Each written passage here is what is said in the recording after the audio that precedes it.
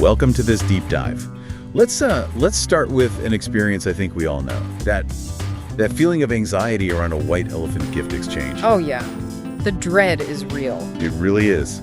Whether it's a hideous sweater or some broken appliance. I remember this one from a youth Christmas party back in 2022. A front pack. A Dunlap-style fanny pack. And it was printed to look exactly like a hairy, sagging belly. Oh, that's awful. It was so awful. The giver, Philip Davenport, he absolutely committed to the joke. But after the laugh is over, what do you do with that? It just becomes this burden. Right. It's this novelty item that you now have to store somewhere or make a conscious choice to throw away. It's just baggage. This is exactly. Unwanted baggage. And that feeling, the burden of something that's maybe valuable in a funny way but totally impractical, that's the universal insight we are diving into today. Welcome to the Living HopeCast. We're exploring some profound ideas from a recent message called Love in the Gift Exchange. Yeah, this was presented by Jeremy Payton on Sunday, December 21st at Living Hope Community Church.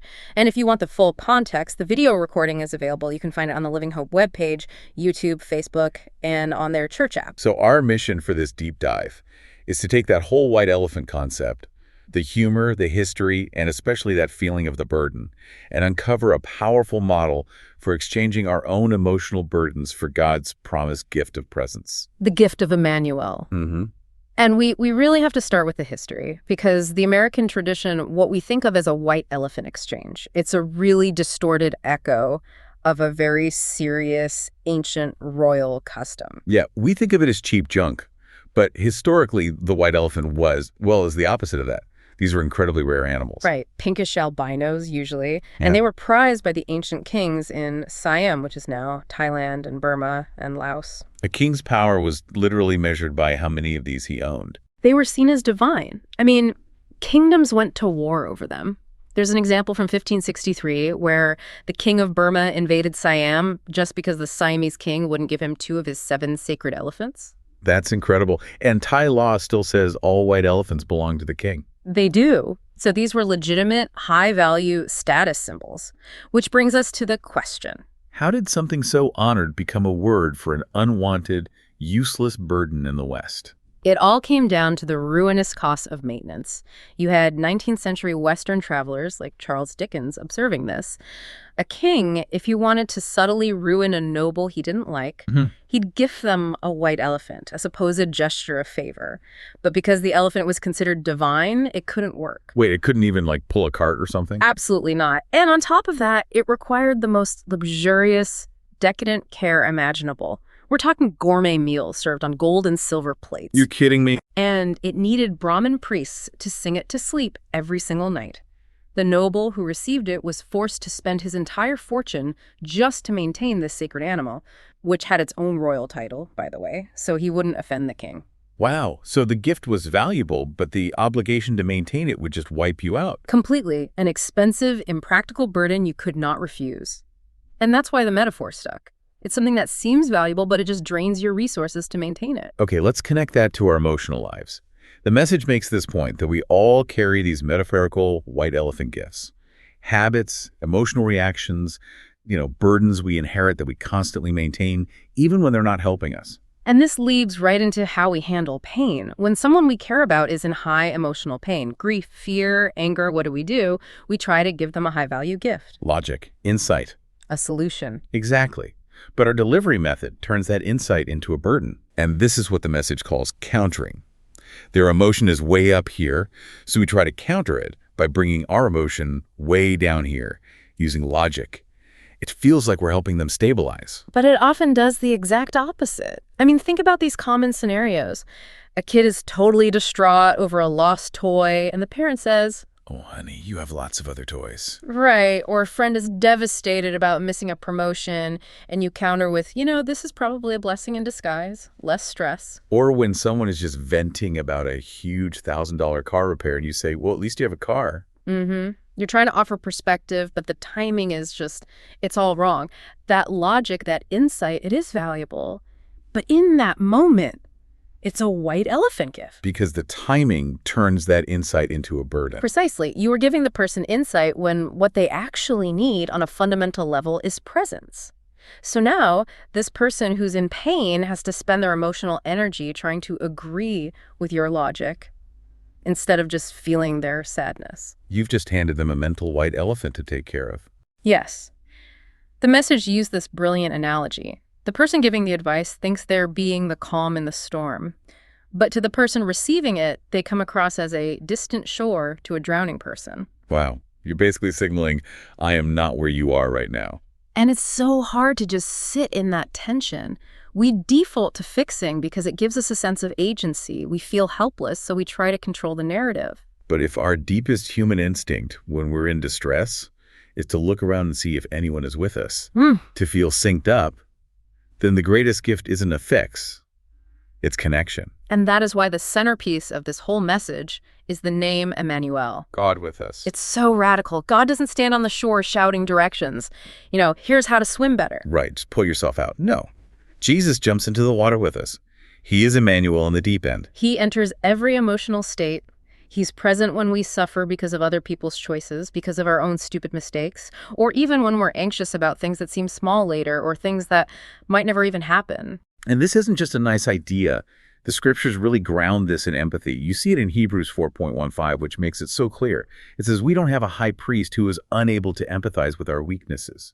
We have one who has been tempted in every way, just as we are, yet he did not sin. He gets the struggle because he lived it. That validates our experience. And that nearness is constant. Psalm 74.1 Hail says, the Lord is near to the brokenhearted. And Isaiah 43.2 promises, when you pass through the waters, I will be with you. He doesn't promise to save us from the hardship, but to be in it with us. And for me, the most powerful expression of this is in Revelation 21.4. It says, God himself will wipe every tear from our eyes. That detail is everything. He doesn't just fix the big problem and say, okay, cheer up now. He gets involved in the personal, profound act of comforting, tear by tear. It signals that if it matters to you, big grief, a small annoyance, whatever, it matters to God. And his answer is always his loving presence. So if that's the model Jesus gives us, how do we actually do that for other people? How do we live out that instruction from Romans 12.15 to weep with those who weep without just offering another heavy white elephant? This is where the message gives us this really helpful tool, a mnemonic device. The VCR model. V plus C equals R. It's a way to practice the presence of Emmanuel. VCR. Okay, what's the V? The V is validate. And this is grounded in just basic psychology. When someone is in a state of high emotion, rage, fear, deep sadness, their brain goes into fight, flight, or freeze. The rational part of the brain just shuts down. It literally does. The prefrontal cortex, the logic center, goes offline. The amygdala, the emotional center, is flooded. So offering logic in that moment is completely ineffective. So validation isn't about solving anything. It's just about entering their space, signaling that you're with them, signaling safety. You identify and match the emotion. You can even repeat the scenario back to them, naming the feeling. I can see you were absolutely furious about that. I understand why you feel that way. You're just helping them feel seen. And sometimes it's nonverbal, just sitting there being present. Absolutely. The big warning here is don't fix and don't minimize. That just forces them to defend their feelings, which adds to the burden. Okay, so once you've validated and they feel seen, you move to seek comfort. How do you know when they're ready for that?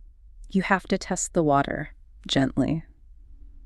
You could try offering a soft perspective shift, like, can I tell you something I'm grateful for right now? If they interrupt you or shut it down, you just go right back to validating. And when they are ready, comfort isn't about minimizing the problem. Never.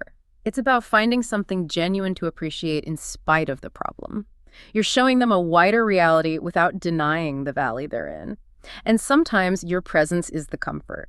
Just saying, I have no idea what to say, but I'm so thankful you told me this. That is incredibly powerful. Don't make them swim for the life preserver.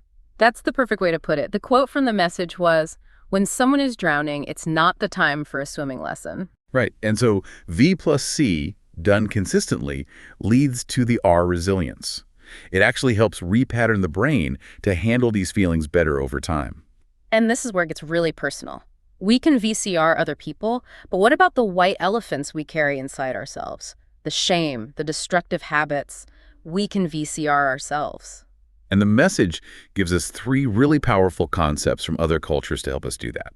They map perfectly onto the VCR model. For validating ourselves, we can look to the Japanese concept of mono-iware. Which is something like the ache that proves something mattered. Exactly. It's not despair, it's recognition. When you lose something precious, you validate the pain by recognizing the ache is proportional to the beauty that you lost. You just let the feeling exist. Jesus did this, didn't he? Before raising Lazarus, he knew the fix was coming in minutes. But he didn't skip the process. He wept with Mary and her friends. He entered the ache because their suffering in that moment was real and it mattered. Okay, so for comforting ourselves, we turn to the Icelandic concept of hugrekki. It's often translated as courage, but a deeper meaning is the strength to keep your heart open while hurting.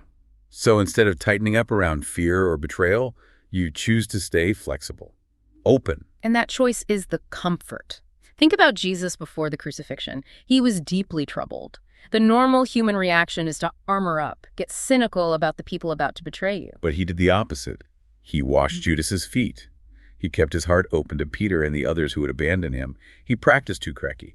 That self-compassion is the comfort. And that leads to the result, resilience, which is captured by a Maori term, whakawātea. Whakawātea, okay. It means to clear a space for pain to pass through without owning it. It's this idea that pain is a visitor. It doesn't have to become a permanent resident in your soul. You separate the feeling from your identity. I am feeling anxiety, not I am an anxious person. Precisely. You allow it to pass through. And Jesus is the ultimate model of this on the cross. He was overwhelmed with sorrow to the point of death. He didn't deny the agony, but he endured it for the joy set before him.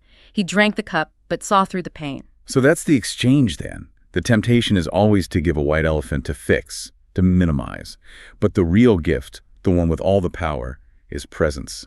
Emmanuel, God with us. So the question for you is, what are the emotional burdens you're maintaining? What are the white elephants you're carrying? Exchange them for God's light grace. You are not the fixer of the world. You are the beloved of the Creator. Rest in that.